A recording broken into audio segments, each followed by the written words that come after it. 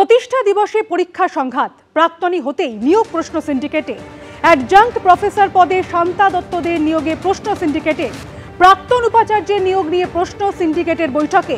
প্রাক্তন উপাচার্যের অ্যাডজাঙ্ক্ট প্রফেসর পদ নিয়ে প্রশ্ন কলকাতা বিশ্ববিদ্যালয়। সিন্ডিকেট বৈঠকেই প্রাক্তন উপাচার্য শান্তা দত্তদেরকে নিয়ে আলোচনা। অনুমোদন ছাড়াই প্রাক্তন উপাচার্য পড়াচ্ছেন, এমনটাই দাবি বিশ্ববিদ্যালয়।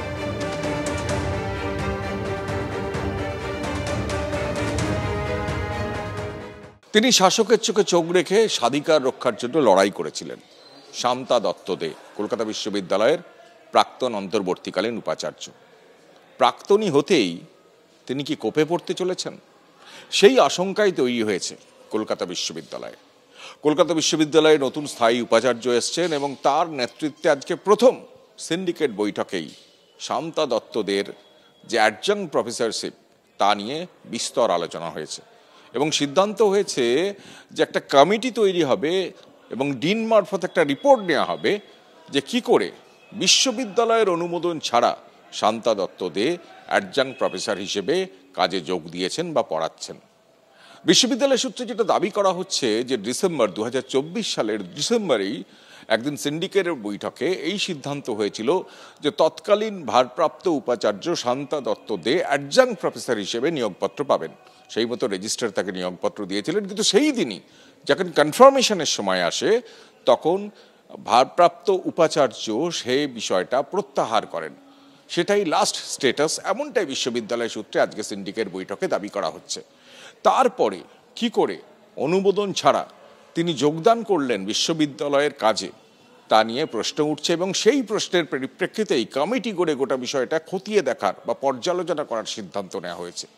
প্রশ্ন উঠছে যে যিনি শাসকের চোখে চোখ রেখে লড়াই করেছিলেন, সেই তার জন্যই কি ফের প্রাক্তনী হয়েও তাকে এই লড়াই করতে হচ্ছে?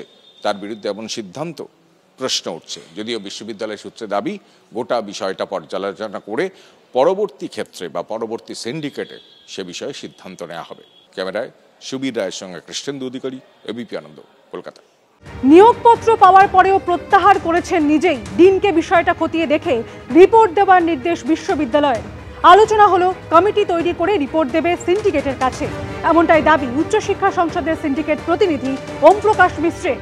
প্রতিষ্ঠা দিবসে পরীক্ষা নিয়ে উপাচার্যকে বেলাকাম আক্রমণ টিএমসিপি। এই বিষয়ে একটা আলোচনা ছিল আমাদের, সেটা আপনার এমিরেটাস প্রফেসর আর অ্যাডজাঙ্ক্ট প্রফেসর নিয়ে ঠিক হয়েছে যে এই বিষয়ে ইউজিসির যে সিদ্ধান্তগুলি আছে সেগুলিকে সামনে রেখে একটা কমিটি এই বিষয়ক আর কি একটা পর্যালোচনা করে একটা রিপোর্ট করবে সিন্ডিকেটের কাছে।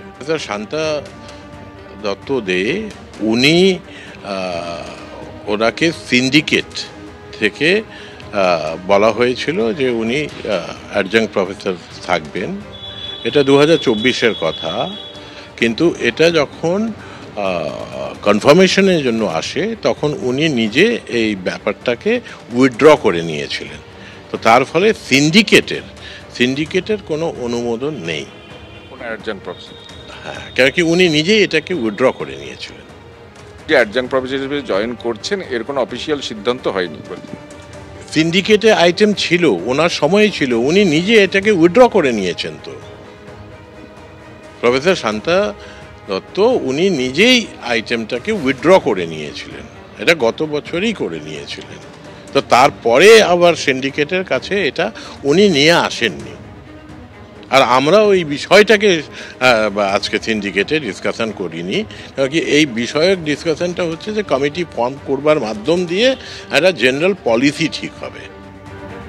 সংঘাতের পরেও প্রতিষ্ঠা দিবসের দিনই পরীক্ষা হয় বিশ্ববিদ্যালয়। আমি বিশ্ববিদ্যালয়ের পক্ষে অনেক কাজ করেছি, বিনা পারিশ্রমিকে পড়াতে এসেছি, এটা নিয়ে জলঘোলা করছে। সিন্ডিকেটের বৈঠকের পর পাল্টা প্রতিক্রিয়া প্রাক্তন উপাচার্যের।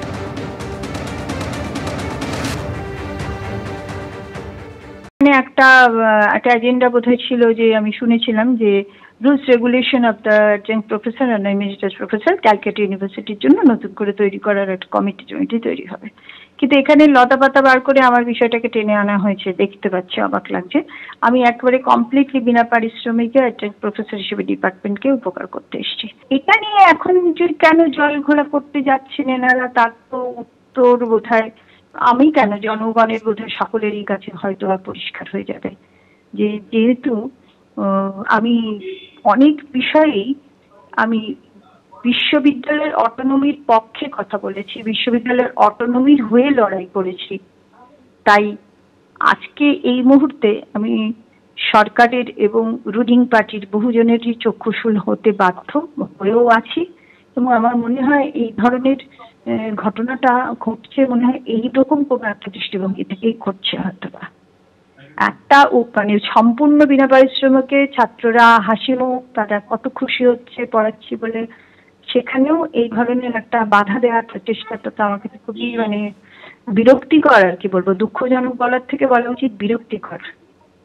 আমার কাছে যে চিঠি এনে আমার হাতে দেওয়া হয়েছে রেজিস্টার, সেখানে কিন্তু সিগনেচার সুস্মিতা নিয়োগী রেজিস্টারের 3/12/2024। এবিপি আনন্দ, এগিয়ে থাকে, এগিয়ে রাখে।